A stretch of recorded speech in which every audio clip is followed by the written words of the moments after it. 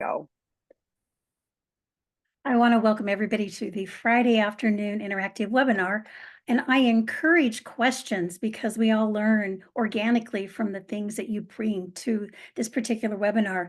Even though today I'm presenting a topic on something that I have seen show up in my office, I know that there are so many other things that you're all experiencing.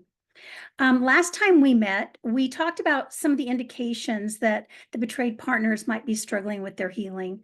Today, we're going to address another area where I see the betrayed partner and the addict partner struggling with their healing and with their recovery. And that is in the area of boundaries. But we're going to talk about specific types of boundaries today. And we're going to go a lot deeper into internal boundaries and what those are, because a lot of people are not even aware of what an internal boundary is. So here's what I've seen show up in my office. I see the betrayed partner who is really struggling with boundaries, and the consequences they're wanting to put into place are very controlling. And as a result, there's so much disconnection within the relationship. And I see the betrayed partner really stuck in their own healing. Or I have a couple that I'll work with, and we'll work on these healthy boundaries, and we're going to leave session and go home and implement, only there's resistance on one of the partner's parts.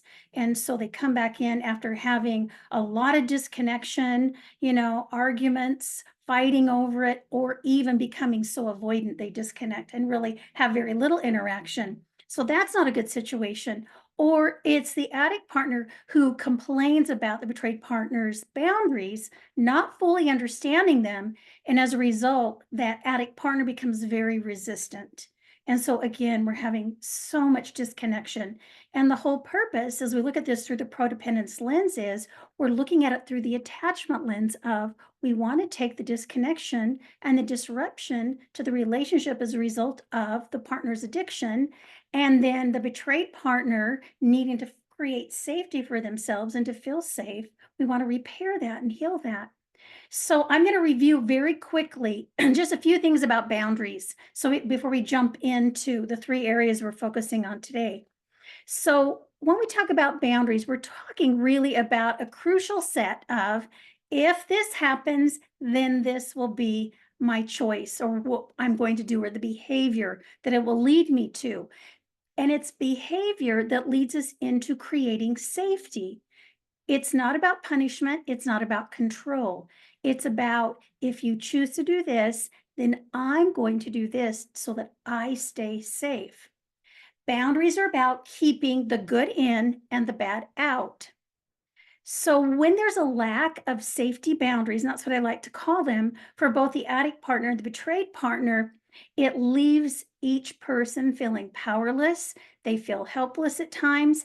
And then it creates this space where resentment and hurt comes in, again, creating more and more disconnection. So there's this space of hurt and anger, resentment. And when we bring boundaries and put them into the place, then now we're changing and shifting that space to one of safety. And so once we bring boundaries in, although everybody has some really strong feelings about boundaries, most likely based upon past experience, usually in childhood growing up. But once we find the right safety boundaries, then we now have that safe space where we can have that growth and that repair of the relationship. So where do we start? Well, I have done some past webinars on boundaries, so you can go back and look at some of those and get a really good idea of an overview of boundaries in general, internal versus external boundaries. But today we're going to talk about something that both the addict partner and the betrayed partner can control, and that's themselves, which is really their internal boundaries. So an internal boundary is a boundary I put into place for myself. It's about setting limits, and it's about creating promises that help us better interact with ourselves and with our recovering or our healing partner. So when I have a really good internal boundary, I putting into place a framework of what I will tolerate or I won't tolerate from myself or from the other person. So we really need to establish really good, strong internal boundaries because they are foundational for creating really, really healthy external boundaries. So like I'm trying to kind of emphasize for you is that It's so important to start with the internal boundaries and understand them. Oftentimes we don't do that. As a healing partner, as an addict partner, like was mentioned previously before we started the webinar, sometimes our focus is on the other person as opposed to, okay, what's going on for me and what do I need in this moment and how can I work on healing myself or my own recovery? So what we're going to talk about today is some of those internal boundaries that both the addict partner and the betrayed partner can put into place to do a few things. It's to protect healthy thoughts. It's for maintaining emotional regulation and stability so that you can determine what you're going to accept or tolerate, what you will not accept or will not tolerate. It's internal boundaries to help control negative emotions that then lead you into actions in the midst of challenges that may create more disconnection. So it's all about really being aware of what's going on internally. So today we're going to talk about 3 areas, and I'm going to give you the reasons why briefly we want to really focus on that area. And then I'm going to give you lots of examples. So as I go through the examples, you can maybe jot down some of the ones that you go, oh, I'm doing those really well. Or maybe it's, man, that's a real struggle and a challenge for me. So it's a really good time to assess where you're at with your internal boundaries. So the first area we're going to talk about is thinking. The second area we're going to talk about is emotions and feelings. And then the third area is we're going to talk about actions and behaviors. So what are some good internal boundaries around all of those 3 specific areas?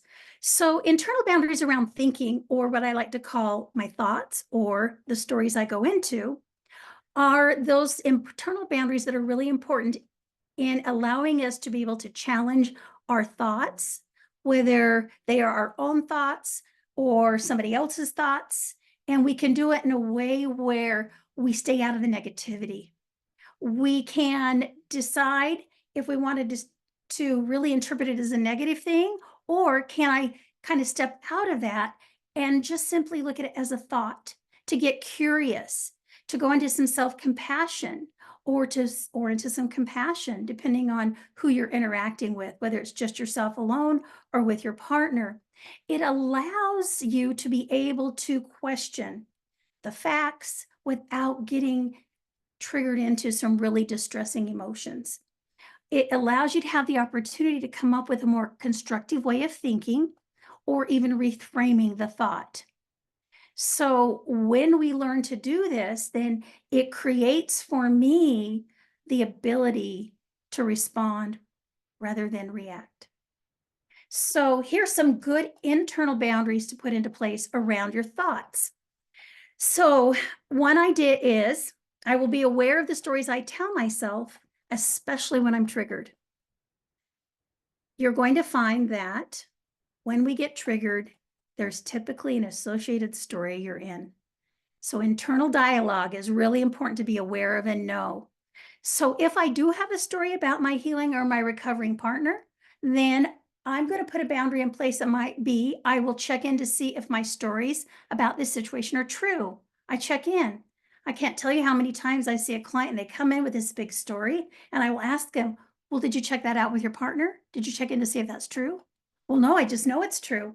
Well, we can't know for 100% accuracy if something is exactly true, because as I've talked about time and time again, our brain has that negative bias. So it's going to take bits and pieces of information and it instantaneously connects the dots and creates a narrative. And sometimes our narratives have some distortion to it, meaning it's not 100% accurate. So it's really important to check in.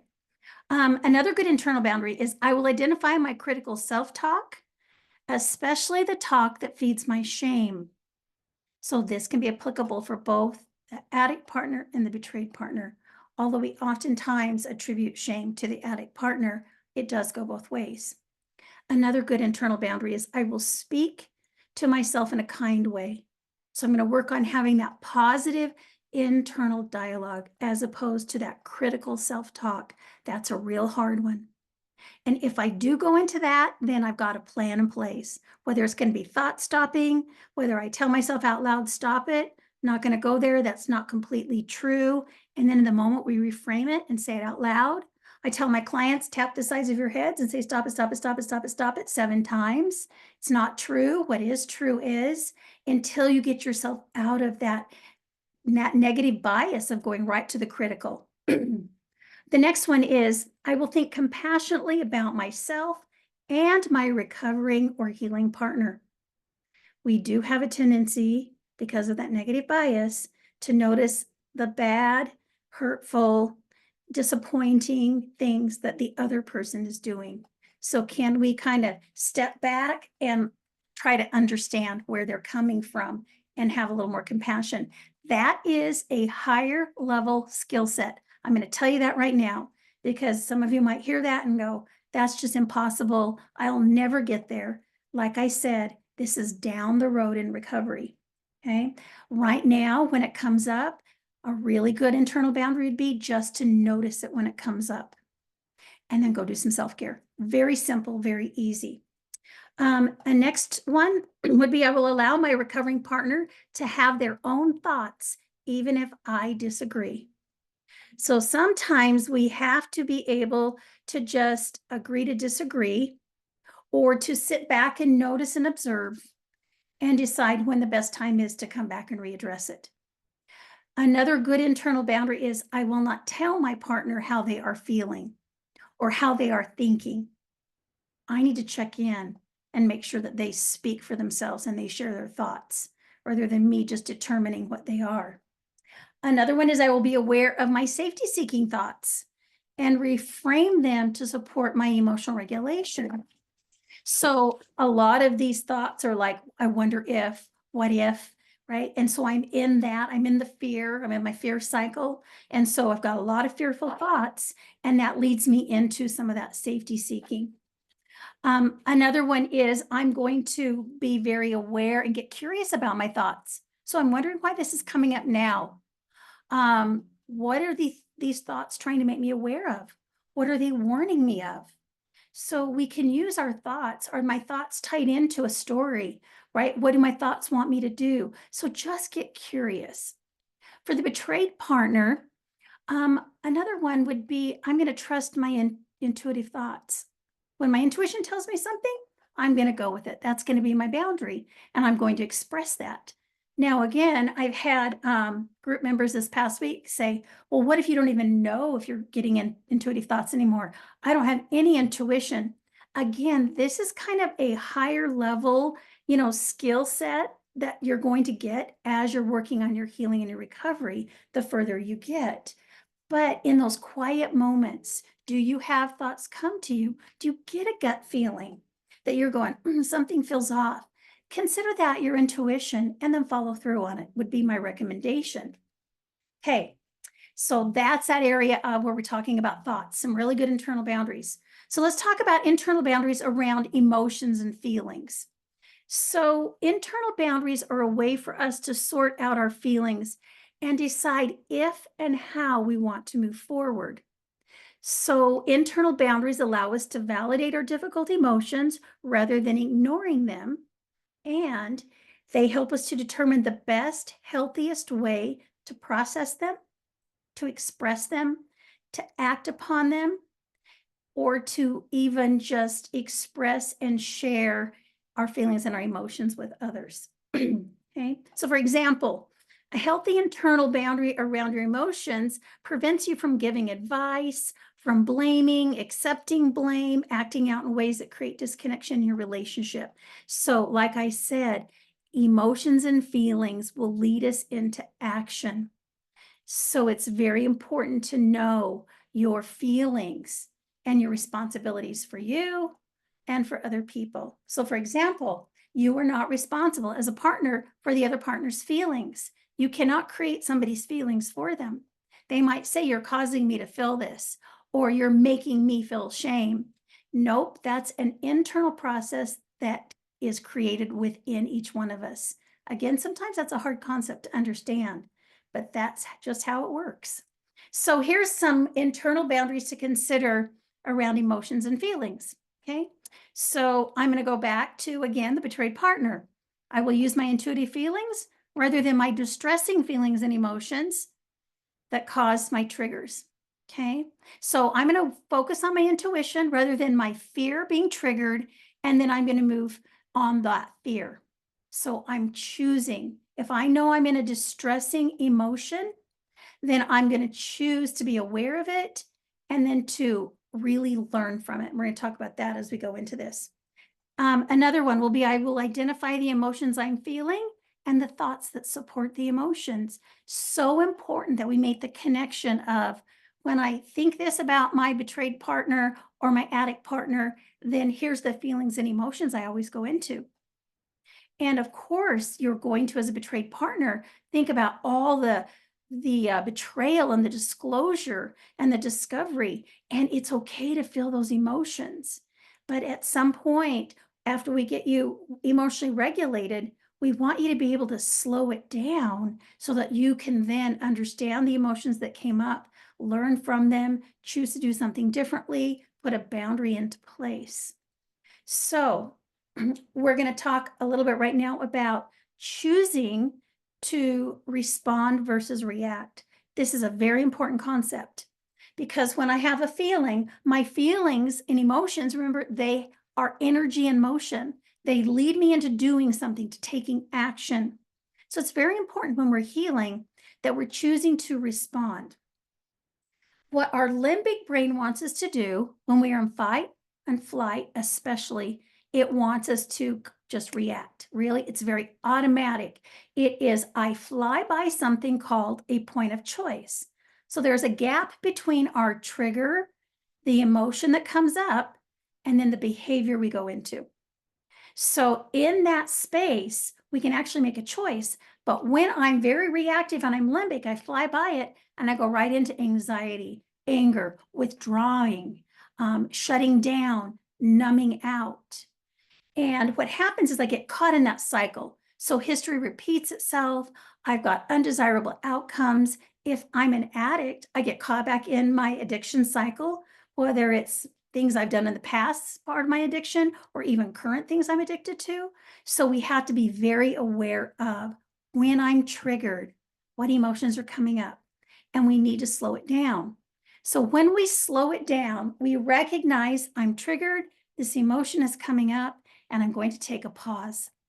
I call this practicing the pause. And in that pause, we slow it down. That's where we go into the good self-care. Whether I do some breathing, meditation, I ask the questions of what do I want in this moment? How can I create a positive outcome? How can I do it differently? How can I change my thinking around this? All of those things are going to help you then to determine the next step to take, which is a respond. When I respond, I'm very aware of what I'm doing. I'm in my body, meaning I'm grounded. I'm connected to prefrontal cortex, the executive functioning part of my brain. And so I'm better able to then move forward with that emotion and determine what to do. So I can create connection rather than disconnection, which is reaction will create disconnection and responding will create connection. Okay. Another good internal boundary is to get curious about your feelings. When they come up, just be curious rather than maybe being judgmental about yourself or critical of yourself. Another good one is I will approach my feelings as opportunities to learn about myself, to learn about my partner, to become more aware of my situation. So our emotions are there to help us. So if we can slow it down again and choose to respond, we can figure out what that piece is. Another one is I will not allow myself to remain in any destructive feelings like rage, anger, contentment, contempt, and I will seek the help necessary to regulate these destructive emotions. So if you're having a hard time with those really destructive emotions, creating more and more disconnection in your relationship, even with yourself, then get in and get some help. Okay, another one, I will not criticize, reject, or demean my partner for having their feelings. I will not focus on my partner's, my recovering partner's feelings or my healing partner's feelings. I will focus on my own. But there's a but to this. I am going to choose to focus on their feelings so that I can create empathy and connection. That's a real important part. So let me go back. I don't think that I phrased that really well. So I'm going to not choose on controlling my recovering or healing partner's emotions, but rather I'm going to notice those feelings and emotions and use them for connecting on that level of empathy. That's really important. So that means I don't have to minimize their emotions. I don't have to discount their emotions. Don't have to tell them their feeling is not valid. Instead, I just let them know that it's okay to feel that way. I try to tap into what that emotion is and validate the emotion rather than controlling or trying to change the emotion. Okay. The next one and last one is I will not feel responsible for my healing or recovery partner's emotions and trying to control them. Just a little bit like what I just said. So it's really important that we understand feelings and emotions and how they move us into reacting versus responding. Then the last area is those internal boundaries around the actions or behaviors that we take. So, internal boundaries around our actions and behaviors are the standards and values that we put into place for our lives and how we choose to behave. So, we want them to be congruent, that our values and our behavior are very, very congruent. So, the more time we spend getting to know our internal boundaries around our actions and behaviors, the better the outcome's going to be.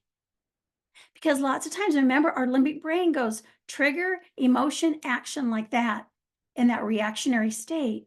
So as I slow it down and I check in and I go, okay, what are my internal boundaries around this? Now I'm creating safety in the relationship and I'm going to have the outcome that I want. So internal boundaries are regarding the actions, the behaviors that create safety for the other person to be in relationship with me and also for me to know what I will or will not tolerate from the other person, so I'm safe from them. So here are some internal boundaries to consider regarding your actions and behaviors. So one is I will prioritize my recovery or my healing ahead of my partner's work. That's really hard at first, especially for the healing partner who's been betrayed because they want that safety, that sense of safety by seeing their addict partner doing recovery work. It's hard. I will focus on my own self care on a routine basis. I can't tell you how important it is that self care be done. Every time a client comes in and they're dysregulated and they're struggling and things are going poorly, I will ask them, how's your self care? And I'm going to tell you 99.9% of the time, there is no self care. They've slacked off on their self care or they've not put something into place. So that's so important. Another good internal boundary is I will learn and practice saying no. Sometimes we just have to learn to say no. We need to check in and see, do I have the ability? Am I showing up authentically? Which is my next internal boundary is going to talk about is I will show up authentically and honestly with compassion and empathy. So even if I say no, I can do it with compassion and empathy. I will keep promises that I make to myself and others. So this is a huge one, especially for the healing partner. They want to see their recovering partner have really good internal boundaries around this. That if you promise me that you're going to go in and see your therapist at least every other week, you follow through and you do it. So you've got to be very clear that if I'm going to put a boundary in place for myself, that I will go in and see my therapist, I verbalize it to my partner, then I better hold to that internal boundary. Very, very important. Next one, I will stop any unhealthy safety seeking behaviors. So, how do I know if my safety seeking behaviors are unhealthy?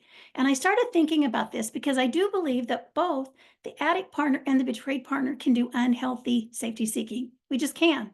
One example of this might be on repeat. I keep checking with my partner. Are you okay? Are you okay? Are you okay? Did I do something? Did I say something? You're acting this way. I know you're thinking this, right? Because I'm checking in to make sure everything's okay between us. So be aware of, is my asking for safety or the behaviors I'm going into for safety, is it truly creating that for me?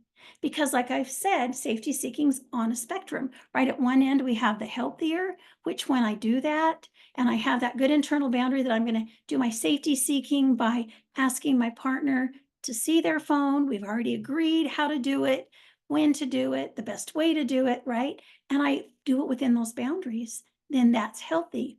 As opposed to on the other end, that unhealthy, which is I'm going to wait for my partner to go to sleep, then I'm going to sneak in and get their phone. I'm going to figure out what their password is, and then I'm going to scroll through for hours just trying to find something. Then the moment that they wake up, or you go and wake them up in the middle of the night and you go through everything with them, it's creating more disconnection. So that's very important. It's really important that you have an internal boundary, that if you go into unhealthy safety seeking, that you stop it. You just reframe it, figure out what it is you need, and then put that internal boundary in place to ask for it. So then have a really good internal boundary about implementing healthy safety seeking.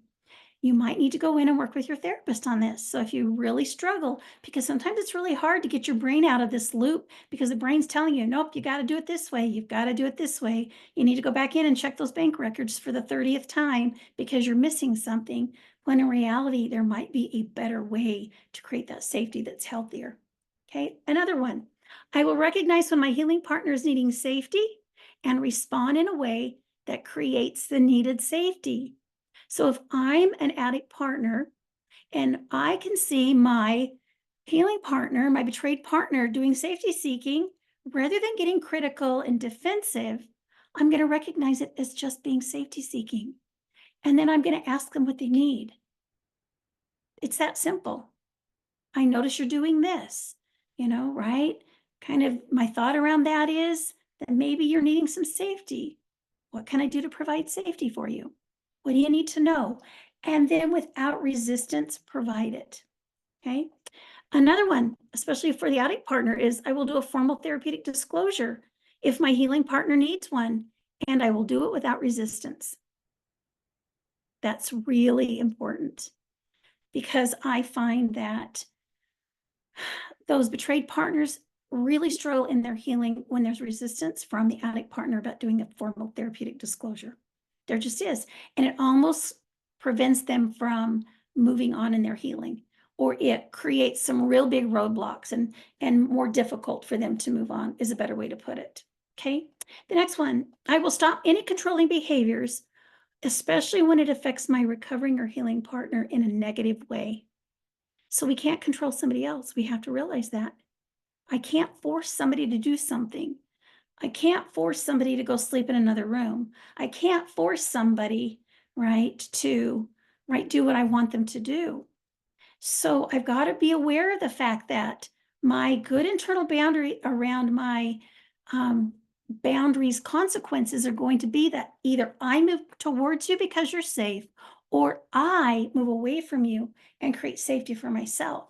Maybe I go sleep in another room, or I request that you sleep in another room, and if you choose not to, then I do. Or it's I go and do some self-care. I just step away so that there's no more disconnection and I'm not feeling all the hurt and the pain in that moment. Okay. The next one, I will choose to respond rather than react and practice the pause. The pause is very important. I will stop the relentless discussion of the betrayal. So at some point, especially after formal therapeutic disclosure, that constantly going back to things again and again and again may not serve the best purpose for you in healing as a betrayed partner. Now, in one of my past webinars, I talked about how to determine what questions are appropriate, because there are some appropriate ways to ask questions. The hope and the goal of doing a formal therapeutic disclosure is to have all those questions asked and answered. So if you're still stuck in trying to ask questions even after that, then get in and get some help so that you can get out of that loop. But then on the other side, here's another good internal boundary for the addict partner. I will allow my partner to discuss their betrayal when they feel a need to. So you have to let them talk about it. Now, we can put boundaries in place around when and for how long, and what we're going to specifically discuss. We can come to an agreement on that.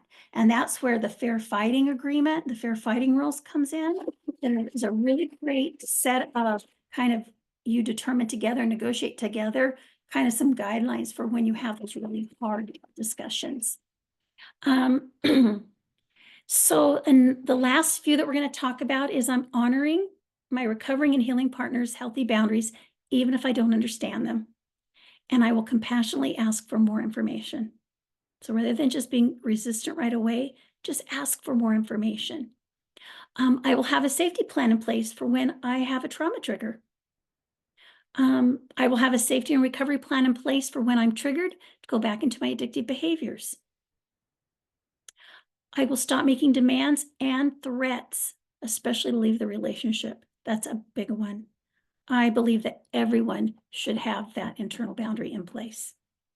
If they're working on repairing and rebuilding trust and repairing the connection, that's important. And then the last one is I will not use shaming language. So that could be internal shaming language. It could be external in what I say to my partner. So in conclusion, where do you begin? So let's make it very, very simple. First of all, identify the healthy internal boundaries that you already currently have in place. That's really important. So identify where you are doing a great job. Then go back and look at what areas am I struggling in? So I gave you 3 areas. Is it in my thoughts? Is it in my emotions and feelings? Is it in my actions and my behaviors? So how do I know if I'm struggling? I'm emotionally dysregulated. I'm experiencing disconnection, which might be fighting.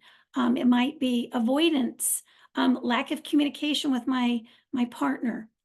So be aware of the areas where you're struggling and then identify just one internal boundary in each of those 3 areas or in the identified areas and start working on those. Make it simple.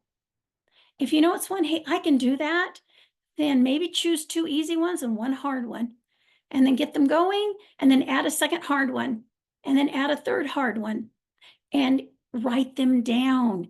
It's so important. We have to write boundaries down. We have to verbalize the boundaries. Share those boundaries with your therapist, with your group, with your support person, your accountability partner, with your healing or recovering partner. So important because that's where accountability comes in. So keep in mind at all times that when we develop these boundaries, we really are empowering ourselves. We are stepping into having greater ability to regulate our emotions, to regulate our thoughts. We have an increased ability to have our needs met. When I'm having these types of healthy boundaries put into place, I have more control then of my recovery, of my healing, and I have a better chance of healing and repairing the trust and the connection within the relationship itself. So the best place to start, like I said in the very beginning, is with yourself. Even though we do want to start with the other person, remember the only thing we have control of is ourselves, and that's it. So those are my thoughts for today. Lots of great stuff. And I agree with how you ended was we only have control over ourselves. I was thinking how I know you were like identify one thing, you know, and I bet that can still feel so overwhelming of like, oh my gosh, but like I think journaling, like sometimes in the moment, if you journal, you're going to start to see patterns. Or like you said, if I'm looking at when do I feel dysregulated, what precipitated that. So like just being curious. You shared multiple times it's the slow down, and I think that is so key to all of this is the slow it down and be intentional and be able to respond rather than react. And oops, my glasses. You had shared that, the making me feel like, and I think I get this more from partners than addicts of, he said, I make him feel, I'm using genders here, but, like they'll share, it's blame shifting, and I get that, but, and I always go, like nothing you did or didn't do caused this, and nothing you do or don't do, is going to change that. Just like you said, even with the boundaries, I can't make somebody go sleep in the other room. I can ask, and if they don't, then I can go sleep in the other room. So coming up with a plan. I was thinking when you, at the end, even like write down and share with the other people. I think even get input and support, from other people, so it isn't just I'm telling them, like they may be able to go, they may be able to see a practical aspect of this that, works or doesn't work or whatever, or have experience with it. So sharing just to get, some input on, how to implement those. But also if I'm sharing it with you, then then it's not like I'm just, I'm thinking about doing these things. Like Debbie, I've committed, these are my healthy boundaries. And so now I'm creating, my accountability, people that and I will remember it. You're like, okay, I want to not do that, but I told Debbie I was going to do this, so it starts to shift things. Um, um, eh, eh, uh, Practicing the pause, that was part of the whole slowing it down too. I think anytime we can move something to from a reaction to, what's really happening, is this, really true, why, we've shared before too, hungry, angry, lonely, tired, and stressed, like halts. My bandwidth is already going to be less if I'm sick right now, quite frankly. Like I got a little less bandwidth. I'm paying attention to that. I will be more reactive to things, likely. So I'm really being intentional about everything I'm doing, so that I'm not saying or doing something that I need to make amends for. So, I just, I have that awareness, but I'm slowing things down. And the being curious. Oh, you said something. The reframing, the constructive way of thinking and reframing the thought. I reframe so many things because, it's like my first way of looking at it is like, but if I look at it, it's like, no, it's really more this. And I find I do that with other people too, as, we're talking, it's like, okay, like here's another way. Actually, a friend of mine once said, you're the queen of reframing. And I was like, yeah, but I mean, there's always different ways of looking at things. Same friend happened to say, when we're looking at something, we're not looking through a monocle, we're looking at through a prism. And so you're on one side of it and I'm on another side of it. We're looking at the same thing, but our view is different. And I think that that's interesting. And if we're curious about that, it shifts things. I have more capacity to go, tell me what you're seeing, and holding the space for you to have your view of things. Doesn't mean I have to agree, because I still have my view, but being okay with that. There are a couple of things I thought, oh, what you're saying is like definitely higher level, because it was like, allowing people to have their feelings, and being okay with it. That's tough stuff. And even having the discussion about, okay, we can talk about these things, but having the container of it. So it's like having a plan of how we're going to do this. Again, higher level, because it's called communicating before you communicate. It's like, we're going to have a plan. When these things come up, we're going to talk about them, but we're going to talk about them for a finite time. Not, it's not going to come up at 11:30 at night. It's not going to be a 2-hour discussion. And I hear this, with hours.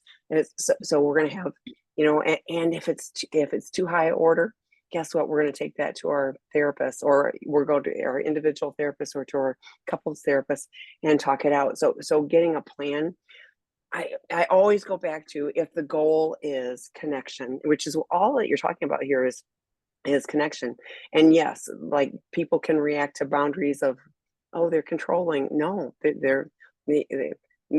other than I'm controlling myself so I don't react. I'm taking intentional action, but nobody's controlling me. I'm looking to be in communication. I'm looking to be in connection with you. And I need it, like you just said too, it's like, I need to be safe for you to want to be in connection with me. So we create the healthy space to be able to do that. So great stuff, as always, as always. Okay, a question here. Betrayed partner here of 24 years. When you ask your addict partner about feelings and emotions, and they don't even know what they feel because they haven't been doing the work, what do you do with that? That is a hard one because so much of the focus on recovery, right, with an addict partner is really trying to identify their emotions.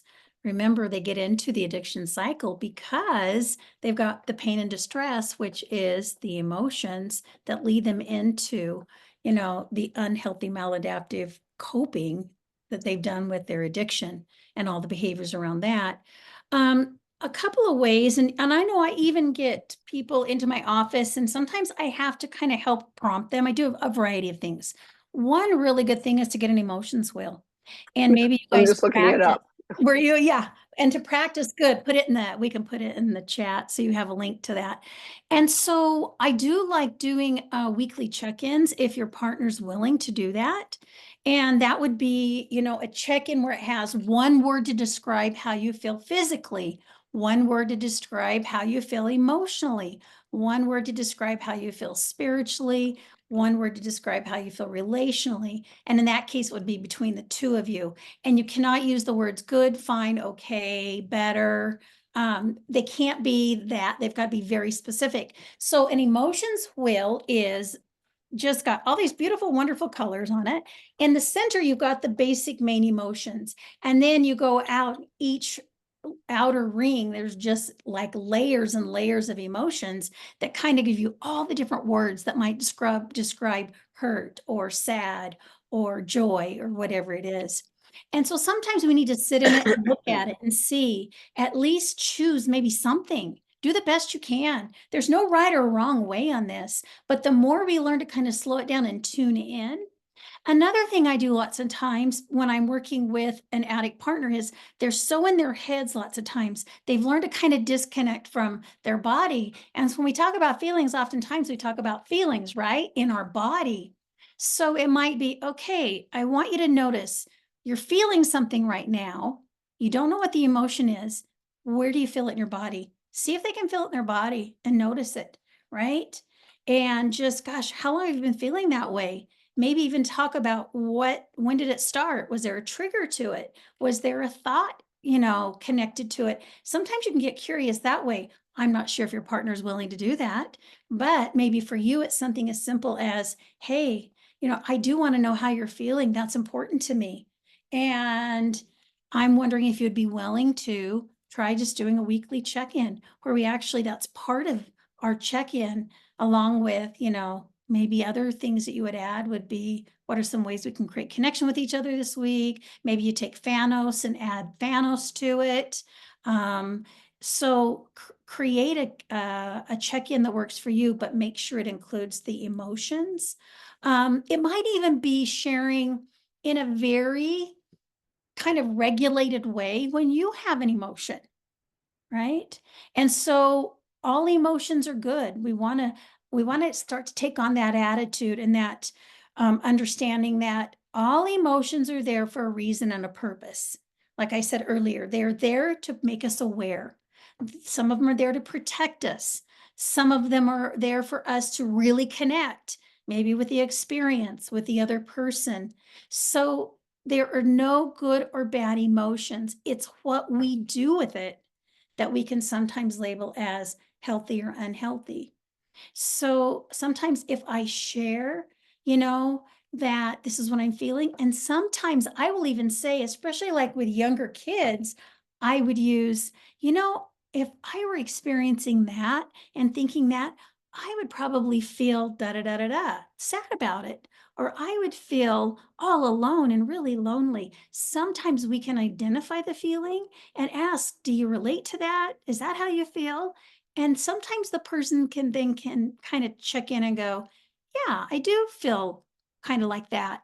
And I also feel sometimes that just opens the door for then another feeling or an emotion to come out. So again, try the emotions wheel where you're kind of maybe giving them ideas. They're not having to come up with the emotion out of, the thin air.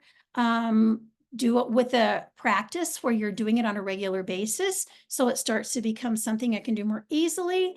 Maybe if you identify and see, because you're really good at identifying feelings and emotions, maybe in the moment that you tie it in with, I'm seeing, you act this way, and I'm wondering if you're feeling this way, or ask them what they're thinking in the moment and tie it into the feeling.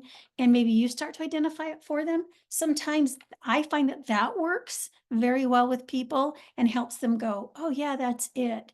We can also just check in and say, where do you feel that in your body? That must be really distressing. What do you suppose that's about? We can get curious even that way. So it's it is hard to do it as the betrayed partner, to try to teach the addict partner how to tap into their emotions. So you might need to sit down and let him know that that's a real need you have. And here's why I have that need, that if I know how you're feeling, what emotions you're experiencing, whether they're good or bad, it helps me to feel more connected to you. So make it a win-win. I really love that approach when I'm wanting somebody to cooperate with me, right? And I have a need, and the need is I just need to know where you're at emotionally, right? What are your feelings? And here's why. It would create more connection. That's a win-win. So those are some of my thoughts around that. And I guess for you, the other hard part is the fact that they haven't been doing the work. So for you, gosh, how are you supporting yourself? Are you working on your own healing? Rather than focusing as much on your partner's feelings and emotions, are you also aware of your own? Are you making sure that's okay for you to feel a certain way at times? Are you able to share that with your partner? Is it safe for you to share that with your partner? If not your partner, then who do you have to share that with? Because I think it's very important that you do spend that time and have that opportunity to really share your own feelings rather than holding on to them. So those are some of my thoughts. I was going to ask you about that part, but so let's say this partner is brave and says, it'd really help. This is one of my needs, and I really want to be connected to you, and like it would really help me if we could, you know, explore, connect on an emotional basis. And if this person is not doing the work, what happens if they just flat out, say no? Like, then what? Well, sometimes I will, I've had that happen, with people that are close to me. And sometimes I just ask, say, well, would you be willing to try it just for a month, once a week Mm, for a month? And then let's reassess. Could you do that? So sometimes I'll come back and renegotiate, which that's okay. healthy to renegotiate. Hmm. Um, Sometimes I turn it back to them and say, so what would you be willing to do? Any thoughts on Oh, good idea. Yeah. what could Yeah. you do? What would you be willing to do? Because I want to feel close to you. I want to feel connected. I want to know where you're at because that makes me feel safe, makes me feel like I want to be around you, and sometimes, and then just sit and be quiet. Just let there be silence because it might take the other person a while to think about it. So I know we want to jump in and kind of offer ideas, but just kind of sit in that space and see if they can come up with it. I know it's really hard when you go to them with a vulnerable request and they say no. Okay, so what I do in that moment, I do have choices, right? I can shut down. I can, become limbic and get angry, or my anxiety can flare. Or I can just sit in that, notice that, and go, okay, well, maybe there's another way to approach it and just get curious. Why?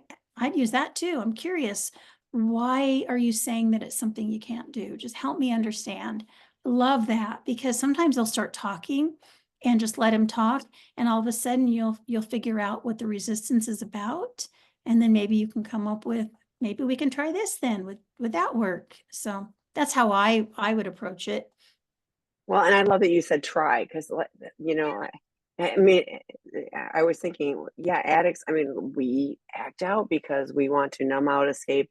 Emotions are terrifying. And I'm not giving justification on any level, but you're starting at like ground zero. So, how do you develop some tolerance? And we do if we do the work. And you're saying, and you won't do the work, so you've got a challenge from that standpoint, a higher level of help. I mean, these are the things that we work on, in treatment. And I know it sounds odd on some level, but when the guys, and Scott and I just talked about this on the webinar on Wednesday, it's like the most vulnerable relationship is the partnership. And so it's easier to try it on people you don't care as much about, and so, Mhm. so you learn, and we talk about it all the time in our treatment program, cracking the shell is, we use that term because, that shell is pretty tough and pretty thick, and has kept out all of those things. Now, it keeps out all the bad stuff. It also keeps out all the good stuff, because, yes, you're not getting hurt. You're also not feeling joy and connection and, real things, so being able to get that shell cracked, can make a difference. But, it also takes time. I mean, like even someone doing real recovery work, it's a learning curve, learning, to connect, learning to stick our toes in the water and go, okay, I'm going to be really brave, and try this and know that it probably won't go well initially. It may be awkward, though, but you know what, you got to start somewhere. And so getting practice, learning new tools, Mhm. makes a difference. So, okay, next question. It's a strong possibility that my partner may be on the spectrum as well as ADHD. We have both caused a lot of unintentional hurt, not knowing I was a neurodiverse relationship. How does this neurodiversity impact his ability to recover, be accountable for past hurts, and have capacity to be emotionally available and intimate partner? I'm hoping for. He struggles with executive functioning, proactivity, rejection sensitivity dysphoria, oppositional defiant disorder, and maybe even alexithymia. Wow, that's a challenge. I want to just validate how overwhelming that must feel for you and your partner both. Um, Couple of things. The first thought that came to me is, how much information have you both received around, this diagnosis, if it's a diagnosis, right? Make sure you get the correct diagnosis. Make sure that whatever information you can get from those that have the ability to do the evaluations, make sure you know what you're working with. It sounds like you do based on just the language you're using. For you as a partner, it's going to feel like you don't have a lot of control because this is something that even your addict partner has no control over. This neurodivergence is really hard. I see this quite often in couples, and what it typically, and ADHD is a big one too that shows up. I'm going to tell you how it presents. It presents with, for the betrayed partner, it's like my addict partner, if they are on the spectrum, they don't have any feelings. They can't connect with me emotionally. They're very logical. They don't even pick up on social cues. And so here I am needing this emotional connection, and they really struggle in that area. And so it's something that they have to work on learning how to do, has to become more of a learned behavior for them.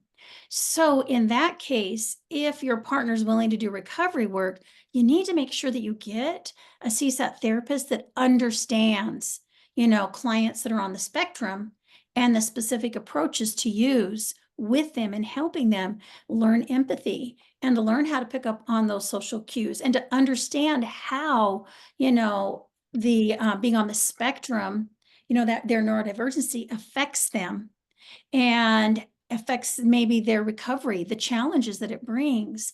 Otherwise, it's going to be hit or miss. You need to have somebody who really understands.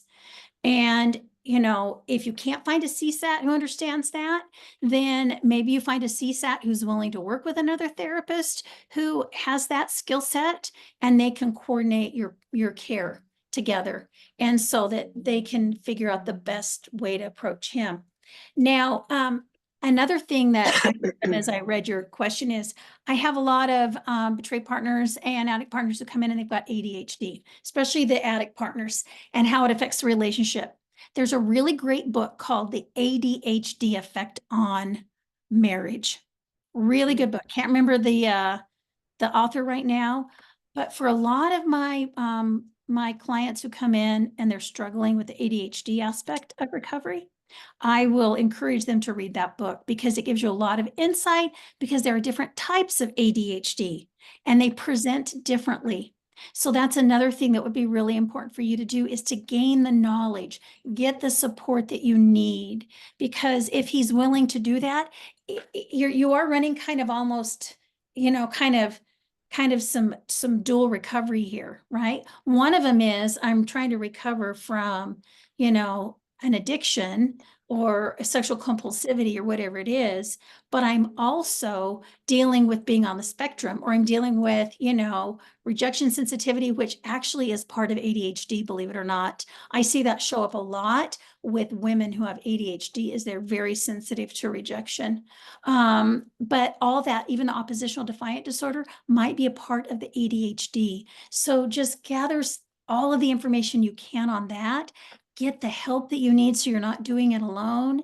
And for you, make sure you've got somebody who can support you, because that's got to be so difficult to be dealing with that. And gosh, it must be overwhelming. That's what I just kind of feel from that, that the situation's very overwhelming. So find the support you need so it doesn't feel quite so overwhelming. Agree. And I just put, it's Melissa Orlov, the ADHD effect on marriage. I put the link in. Thank you. So, Great book. okay. Any suggestions on how to approach a partner who is lying regarding therapy? He agreed to see a CSAT, and I have discovered he did not disclose that this therapist is not a CSAT and in no way specialized in sex addiction. This was a hard boundary for me, and I feel betrayed all over again. Oh, yeah, I could imagine why. So you said it was a hard boundary for you. I'm Mm-hmm. curious if your boundary had a consequence associated with it. Because with every boundary, it's I need you to see a CSAT who can really understand, right, what you're dealing with so that I feel safe. If you choose not to, then this is what I'm going to do. So for some of the betrayed partners, it might be, first of all, have you approached him? Does he know that you know he's been lying? Is that out in the open? So again, boundaries are going to need to be put in place about the fact that he's lying. Does that mean that we need to do, be in separate rooms? Does it mean that we limit our contact to only this, this, and this, right? So we're not going to have as much connection because you're no longer safe for me to spend time with and be in relationship with on a consistent basis? Is it we're going to do some type of a therapeutic separation? Is it that big of a deal? I mean, all of those consequences kind of lie on a spectrum depending on the severity of it. For example, I had a client who, come to find out, not only had they been lying to their partner about, right, their recovery, but they lied in disclosure, and they lied, I mean, it was repeated, lied to their therapist. So in that case, there was a really hard boundary on that one, where there needed to be a healing separation, therapeutic separation, for that betrayed partner to be able to regulate and figure out what she was going to do as her next step. But for you, is it going to be that if you're not seeing a therapist, then, it doesn't feel safe for me to have like physical connection with you, sexual intimacy with you? Do I need to limit my conversations to just this for you? I mean, with you? So think about, what is that boundary that you're putting into place, because you need to circle back around and either reestablish the boundary, make it healthier, or follow through on the boundary if you haven't already. Because that's a pretty big one. The fact that, he's lying about seeing a CSAT therapist, I'll get it out, and he's not. That's a pretty big deal, because we know that at the root of addiction, right, is the fact that addicts lie, and they've got to learn to be completely transparent and open and honest about everything to rebuild the trust. And this goes back to, if he's lying about this, what else is he lying about? Like that's Dr. Robin out of the doghouse, gives an example of, they got a divorce over the taking out the trash. And it's, if you lie to me about taking out the trash, what else are you lying to me about? So this is like, we have an expert residential treatment program for men like this. This is the stuff that we work with. So okay, Kind of goes one back to more. what you said. What goes back to what you said really quick about cracking the shell, right? Got to Yeah, crack the shell on why the yeah. lying. Yeah. Yeah. One more opportunity. This is also another case where Dr. Rob does a one-time 2-hour expert consultation. That can be, a start of cracking the shell, shall we say. I mean, he's not, hammering on people. This is absolutely, but yeah, he would be asking, why did you lie about it? So that would be an opportunity. Email me, Tammy, TAMI at seekingintegrity.com if you want information. Okay, last question. What would you consider to be some reasonable boundaries for a relapse lasting about a month, including half-truths and outright lying? D-Day was about 5 years ago. Oh, goodness. Okay. So it depends on a couple things, okay? I know there's some factors to take into consideration. One is, did you discover the relapse? Had it been going on for a significant amount of time, like you said, for a month, and then you discovered it? Did your partner come to you at the very beginning and say, I'm really struggling, right? And so maybe, and I'm not sure what the relapse is. Is it he's watching porn and masturbating? I mean, is it he's going out to see prostitutes? I mean, again, that's on a spectrum. So it can be anything from, I need you to let me know when you've had a relapse within 12 hours, 24 hours. I need you to come to me with, a relapse prevention sheet or some kind of a plan for how you're going to prevent yourself from having another slip or relapse. It's from that all the way to we need to sleep in separate bedrooms for a while. I'm no longer going to be sexually active with you because it's just not safe until I see or I feel intuitively based on your actions and the congruency of your actions and your behaviors that I can move towards you again. I get to determine when that is or it will happen, if at all the way to some type of a healing separation, a therapeutic separation, where you've got lots of boundaries in place around taking time away to work on recovery before you come back together. And that all has to be done, a healing therapeutic separation with the help of therapists, so that there's those boundaries in place, the accountability in place, and the goals in place of what you're going to work on. So it can be any of those wide range of things depending on the severity of the relapse. Yeah, and I'm sorry because D-Day was 5 years ago, and here you are. But here Mhm. you are. I'm so glad you're here. Yeah. Please lean into. We've got lots of resources for you, including the Betrayed Partner Work Group that starts again this month. Angela Spearman does a great job with that, and we have an Empowered Women's Retreat. Debbie mentioned earlier about empowerment, and we have an Empowered Women's Retreat. We have the dates and location, August 15th through 18th in Scottsdale, Arizona. Gorgeous location. Check the information out on Seeking Integrity. It's amazing and healing for partners.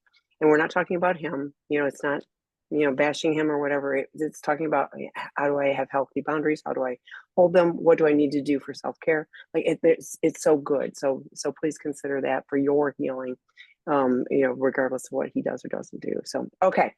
We are past out of time. Thank you, as always. Great information. I have, 5 pages again of notes. I always do. So thanks, everyone. Great questions. Come back. Matt Wheeler will be here next week. Bye, everyone. Bye.